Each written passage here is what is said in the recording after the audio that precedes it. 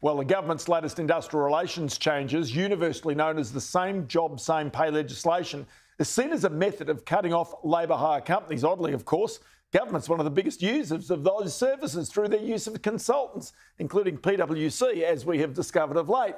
Well, employer bodies have united to fight the legislation and today had, well, a small victory, but only a small one. The Workplace Relations Minister, Tony Burke, dropped the nickname and now calls it the labour hire loophole legislation. So here's a snippet of one of the ads from the employer groups created to fight off this legislation. The federal government wants to introduce a new law called Same Job, Same Pay. It doesn't mean equal pay for men and women. It means by law, employers will have to pay workers with little knowledge or experience exactly the same as workers with a lot of knowledge and experience. Let's find a better way, because Same Job, Same Pay takes your reward for your experience away. So let's bring in here David Alexander, Chief of Policy and Advocacy at the Australian Chamber of Commerce and Industry, who joins me now. David, many thanks for your time. I mean, it's got a new name, but has it really changed any of the detail to try and get it through Parliament, to try and win the support of employer groups in this country? Thanks, Ross. We'll see the detail when the government releases its legislation later on. So we don't know, frankly, what specifically is in that. But the name change is significant in that it's a tacit admission that the same job, same pay concept is flawed. Now, same job, same pay can sound kind of okay at one level, but people can quickly grasp that having the same pay for the same experience levels or for different experience levels or different skills levels, it doesn't make sense on an individual level and it doesn't make sense on an economy level. We really need flexibility in the economy. We need productivity.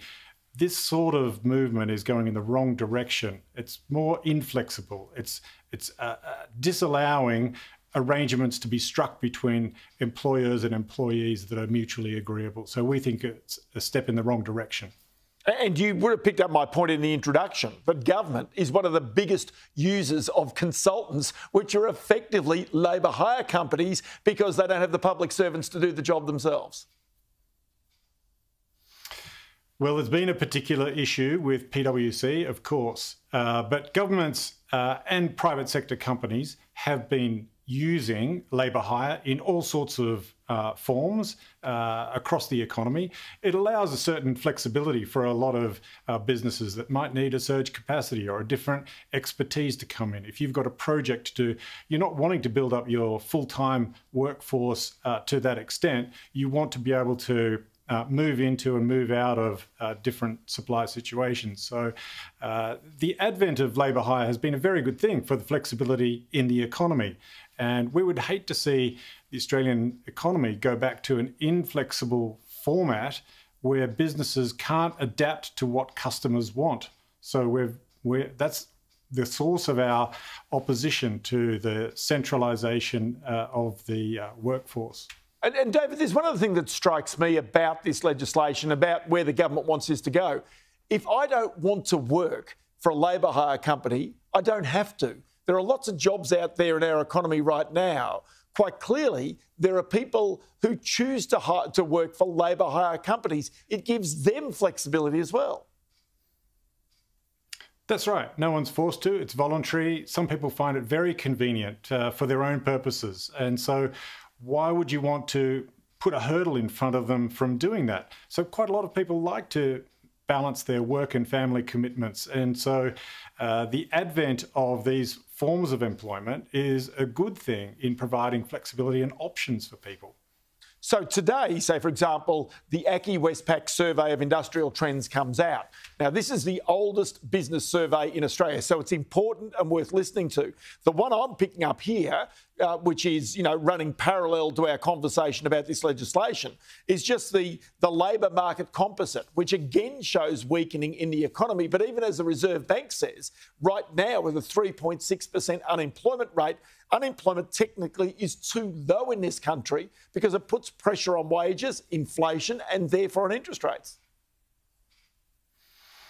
Yeah, obviously there's a number of things going on here. Employers are looking for extra workers, but the RBA does have an inflation problem. It is very concerned about wage increases, specifically wage increases delinked to productivity.